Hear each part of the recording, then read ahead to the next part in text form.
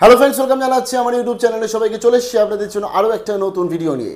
কেন্দ্রীয় পোর্টাল বা সেন্ট্রালাইজড অ্যাডমিশনের মাধ্যমে আমাদের 2024-এ কলেজ ভর্তি শুরু হচ্ছে এবং ইউনিভার্সিটি ওয়াইজ আমি আপনাদের কাছে শেয়ার করে দিচ্ছি যে কোন কোন কলেজগুলো এই সেন্ট্রালাইজড অ্যাডমিশন পোর্টালে থাকবে, অর্থাৎ কোন কোন কলেজগুলোর ফর্ম ফিল আপ আপনারা একটা ওয়েবসাইটে গিয়েই পাবেন। আলাদা আলাদা ওয়েবসাইটে যেতে হবে না, আলাদা আলাদা কলেজের ওয়েবসাইটে যেতে হবে না। অর্থাৎ WBCAP West Bengal centralised admission portal, যেটা খুব তাড়াতাড়ি চালু হবে, যা আপডেট মোটামুটি জুনের লাস্টে চালু হতে পারে এই WBCAP। এবং যখন চালু হবে আমি যে কলেজের নামগুলো বলে দিচ্ছি এই কলেজের নাম আপনারা পেয়ে যাবেন। আজকের আমি শেয়ার করে দিচ্ছি, এখন শেয়ার করছি ওয়েস্ট বেঙ্গল স্টেট ইউনিভার্সিটি বা বারাসাত বিশ্ববিদ্যালয়। বারাসাত বিশ্ববিদ্যালয়ের অধীনস্থ যে কলেজগুলোর আমি এখন নাম শেয়ার করছি এগুলো সবাই WBCAP-তে 2024 সালে থাকবে। তাই আপনার কলেজের নামটা আছে কিনা আপনি দেখে নিন, যদি না থাকে তাহলে তাদের অ্যাডমিশনের যে ফর্ম ফিল আপ সেটা কলেজের ওয়েবসাইটে আলাদাভাবে করতে হবে। শুরু করা যাক। এবং পরপর তো ইউনিভার্সিটি আপডেট আনছি, আপনার ইউনিভার্সিটি আপডেট আনতে চাই, ইউনিভার্সিটির নামটা কমেন্ট সেকশনে জানিয়ে দিন, আমি শেয়ার করে দেবো যে WBCAP অধীনস্থ কোন কোন কলেজ রয়েছে। প্রথমে যেটা শেয়ার করছি West Bengal state university affiliated, একদম অত্যন্ত গুরুত্বপূর্ণ এবং ধরতে গেলে টপ অফ দ্য কলেজ যেটা রয়েছে সেটা হচ্ছে আচার্য প্রফুল্লচন্দ্র কলেজ, নর্থ 24 পরগনা ডিস্ট্রিক্টে অবস্থিত। আচার্য প্রফুল্লচন্দ্র কলেজ বা APC কলেজ এই বছর কিন্তু WBCAP-তে থাকছে, তার ফলে WBCAP-র ফর্ম ফিল আপ করেই আপনি আচার্য প্রফুল্লচন্দ্র কলেজের আবেদন করতে পারবেন। আলাদা করে কিন্তু কলেজের ওয়েবসাইটে কোনো আবেদন হবে না। সেকেন্ড যেটা রয়েছে সেটা হচ্ছে আপনার আমডাঙ্গা যুগল কিশোর মহাবিদ্যালয়, নর্থ 24 পরগনা। তারপরে রয়েছে আপনার বামুনপুকুর হুমায়ুন কবির মহাবিদ্যালয়, north 24 Pargana. Sorry for pronunciation বা উচ্চারণ যদি ভুল হয়ে থাকে মাফ করে দেবেন। তারপরে রয়েছে বাণীপুর মহিলা মহাবিদ্যালয়, নর্থ 24 পরগনা ডিস্ট্রিক্টে। Barasat college day section, north 24 Pargana, অর্থাৎ অন্যতম গুরুত্বপূর্ণ college WBC affiliated Barasat college এবার কিন্তু WBCAP-তে থাকছে।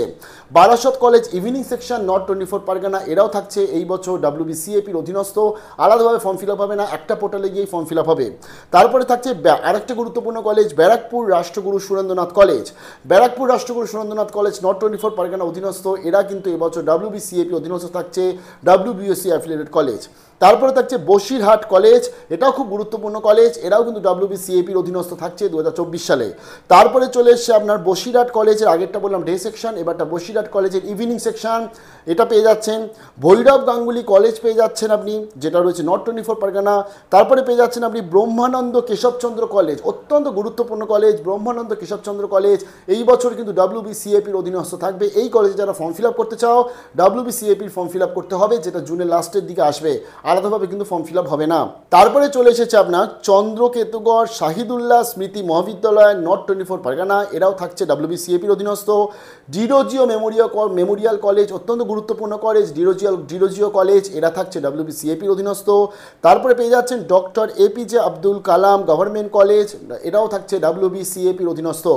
তারপরে আপনি পেয়ে যাচ্ছেন ডক্টর BR আম্বেদকর শতবার্ষিকী মহাবিদ্যালয়, WBSC অ্যাফিলিয়েটেড কলেজ, এরাও থাকছে এই বছর। এবং তারপরে পেয়ে যাচ্ছেন অত্যন্ত গুরুত্বপূর্ণ college Dumdum Motijheel college day section, Dumdum Motijheel college women section, Dumdum Motijheel Rabindra মহাবিদ্যালয় পেয়ে যাচ্ছেন। অর্থাৎ এই তিনটে কলেজ বললাম, এরা সবাই WBCAP-র অধীনস্থ থাকছে 2024 সালে কলেজ ভর্তিতে।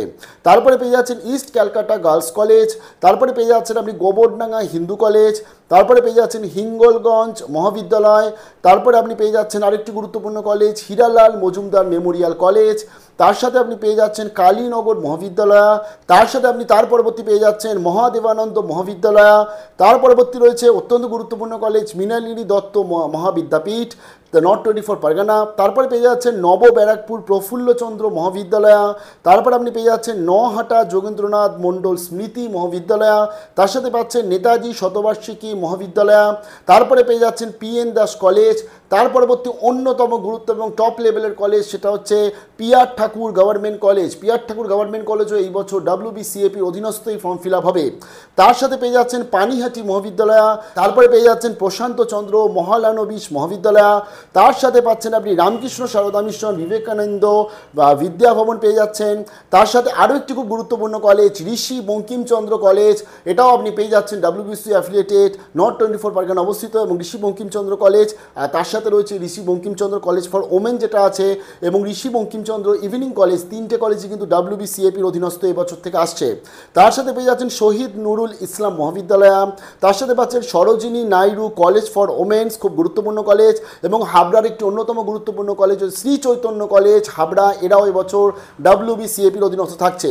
তার সাথে আরও একটি গুরুত্বপূর্ণ কলেজ পেয়ে যাচ্ছেন টাকি গভর্নমেন্ট কলেজ WBCAPর অধীনস্থ এবং বিবেকানন্দ কলেজ। এই এতগুলো যে কলেজ শেয়ার করলাম এরা সবাই আমাদের WBCAPর অধীনস্থ থাকবে, অর্থাৎ ওয়েস্ট বেঙ্গল স্টেট ইউনিভার্সিটির এই যে কলেজের নাম বললাম এরা সবাই থাকছে আমাদের যে সেন্ট্রাল অ্যাডমিশন পোর্টাল হবে, অর্থাৎ একটা পোর্টালে গিয়ে আপনি চাইলে সব কটা কলেজের কিন্তু ফর্ম ফিল আপ করতে পারবেন।